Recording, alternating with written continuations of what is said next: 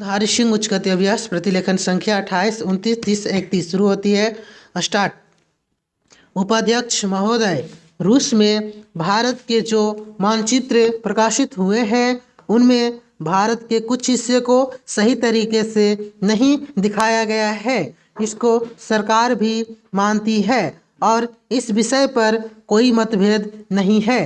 प्रश्न यह है कि अगर किसी देश ने हमारे देश का गलत मानचित्र प्रकाशित किया है तो एक सरकार के रूप में भारत सरकार का जो कर्तव्य है उसने उसको निभाया है या नहीं, और अगर निभाया है तो किस प्रकार से निभाया है। जब भारत सरकार का ध्यान इसमें प्रकाशित उस मानचित्र की ओर दिलाया गया जिसमें हमारे देश के कुछ भाग को गलत ढंग से दिखाया गया था, तो उसने 1956 में ही, जबकि न तो भारत और चीन की सीमा का प्रश्न पैदा हुआ था, इस बारे में रूस ने विरोध किया। इसके बाद भारत सरकार ने लगातार 4 बार रूस सरकार को लिखित रूप से विरोध किया कि हमारे मानचित्र को ठीक से नहीं दिखाया गया है।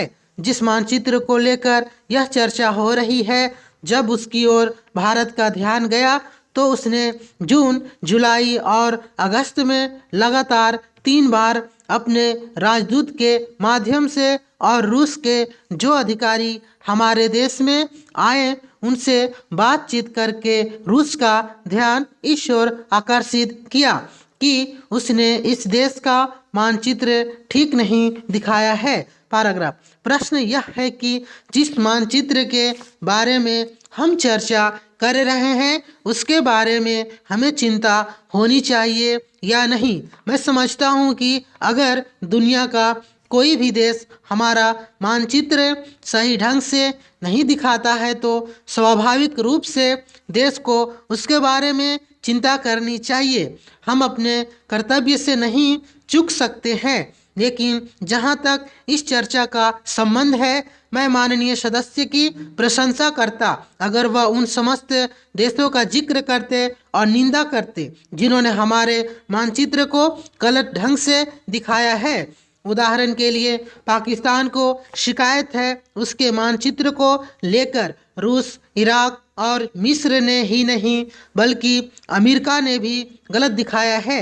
जिस कश्मीर को हम भारत माता का ताज और मुकुट कहते आए हैं, जिसे हम कहते हैं कि वह इस धरती पर हमारा स्वर्ग है, उस इलाके को बिल्कुल उनकी दया और कृपा पर छोड़ दिया गया है। यह बात उत्साहवर्धक नहीं है। महोदय, मैं दिल्ली के संबंध में भी कुछ कहना चाहता हूँ। अब दिल्ली चूँकि केंद्र शासित क्षेत्र है और दिल्ली को केंद्र शासित क्षेत्र माना गया है, तो स्वभावतः दिल्ली वालों को यह आशा थी कि केंद्र से शासित होने से यहाँ पर उन्नति होगी और यहाँ के लोगों को कुछ सुविधा मिलेगी, संतोष प्राप्त होगा।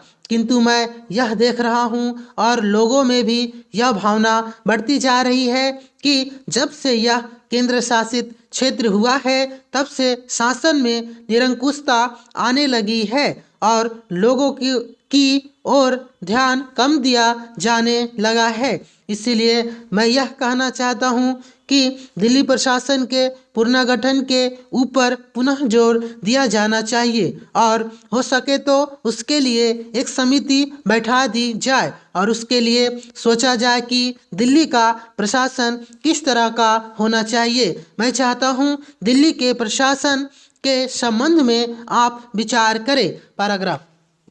भ्रष्टाचार के संबंध में यहाँ बहुत कुछ कहा गया है, मैं पुनः उसको दोहराना नहीं चाहता, किंतु इतना अवश्य कहना चाहता हूँ कि आज देश में जनता का जो नैतिक स्तर है वह दिन प्रतिदिन गिरता जा रहा है।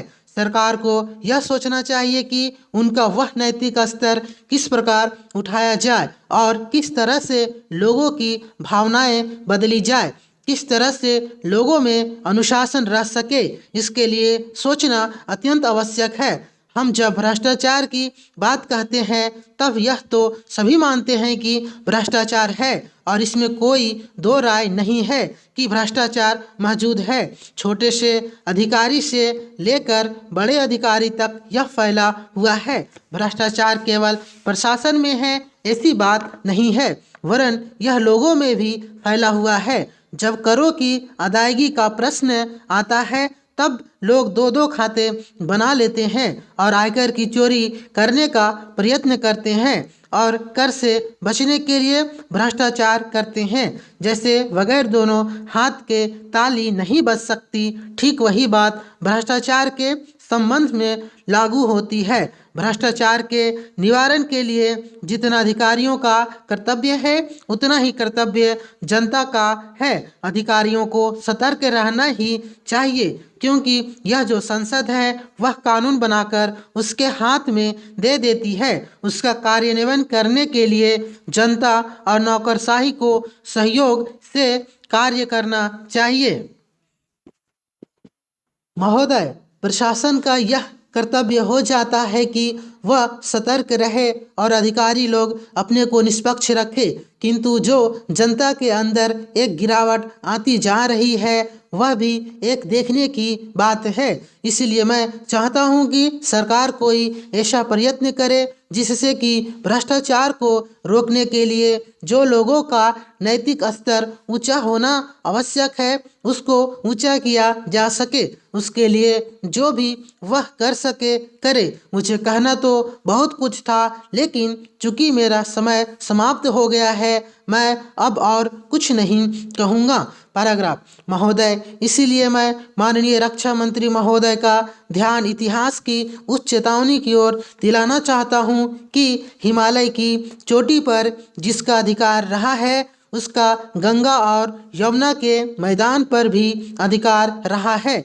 हम इस आशा में नहीं रह सकते कि हम दुश्मन को हिमालय की चोटी से उतरने दें और फिर मैदान में उसका मुकाबला करें। मुझे याद है कि कुछ वर्ष पहले प्रधानमंत्री जी ने बड़ी दृढ़ता के साथ यह कहा था कि हम हिमालय को दहेज के रूप में नहीं देना चाहते और यह नहीं कहना चाहते कि साहब आप टहलते हुए यहाँ आ जाइए। हम नहीं चाहते कि वहाँ पर कोई मुकाबला ही ना हो। मैं समझता हूँ कि अगर किसी भी सैनिक अधिकारी के दिमाग में अभी तक यह भावना है कि हम हिमालय की ऊंची चोटियों को छोड़कर नीचे मैदान में आकर युद्ध लड़ेंगे तो उनको भ्रम में नहीं रहना चाहिए। यह एक घातक बात होगी, एक आत्मघाती नीति होगी। अगर एक बार चीन का हिमालय की चोटियों पर कब्जा हो गया तो चाहे वह बाद में नीचे हम पर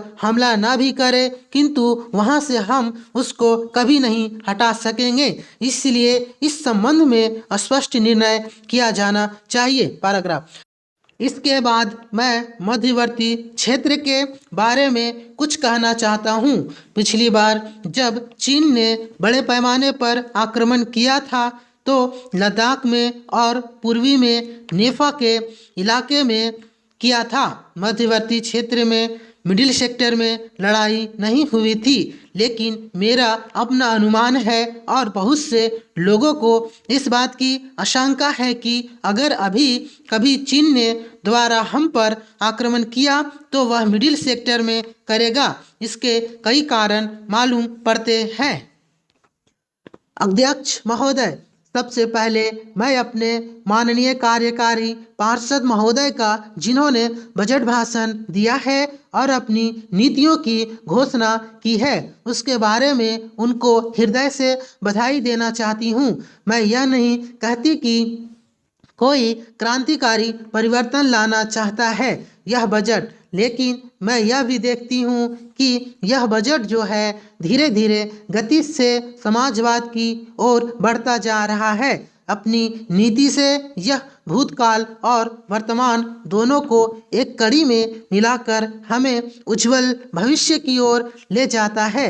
ऐसा मुझे कहना है इस भाषण को पढ़ने से कि इसमें हमारा कोई भी वर्ग समाज का ऐसा नहीं है जिसे अछूता छोड़ा गया हो, क्योंकि भारतवर्ष एक कृषि प्रधान देश है। और मैं यह समझती हूँ कि इस बजट के दौरान यह पूरी तरह से कोशिश की गई है कि ग्रामीण अर्थव्यवस्था को, जिसे हम अर्थव्यवस्था की रीढ़ भी कह सकते हैं, उस ढांचे में उस रीढ़ की हड्डी को और भी सशक्त बनाने का पूरी तरह से प्रयत्न किया गया है। हमारे ग्रामीण भाइयों के लिए जो कोशिश की गई है इस बजट के अंतर्गत वह है उनको सिंचाई के लिए कुएं, गाँव में उनके लिए पक्की सड़कें, जिससे उनके खेत और घर दिल्ली के साथ जोड़ने की कोशिश की गई है। जितनी भी इसमें व्यवस्था की गई है उससे ग्रामीण भाइयों को बड़ी भारी सहायता मिलेगी। उसके अतिरिक्त ग्रामोद्योग के द्वारा जो रोजगारी का प्रबंध किया गया है उससे भी ग्रामीण अर्थव्यवस्था को एक बहुत बड़ी सहायता मिलेगी। पैराग्राफ, मैं इनका ध्यान इस ओर दिलाना चाहती हूँ कि जहाँ तक शिक्षा का संबंध है इस बजट में कोई विशेष प्रावधान नहीं किया गया है। मैं यह नहीं कहती कि शिक्षा के दौरान ज़्यादा स्कूल न खोले जाए, पर हमारी यह नीति होनी चाहिए कि भले ही स्कूल थोड़े खोले जाए, पर सबसे बड़ी आवश्यकता इस बात की है कि शिक्षा की नीति में परिवर्तन की ज़्यादा आवश्यकता है, क्योंकि हम प्रजातंत्र में रहते हैं। प्रजातंत्र को अगर हमें सफल बनाना है तो सबसे पहले हमें ऐसे नागरिक चाहिए जिन्हें अपने अधिकारों और अपने कर्तव्यों का भली भांति ज्ञान हो। शिक्षा की वर्तमान नीति से हम अपने अधिकारों के प्रति ज़्यादा सजग होंगे और कर्तव्यों के प्रति बिल्कुल सजग नहीं होंगे। समाप्त।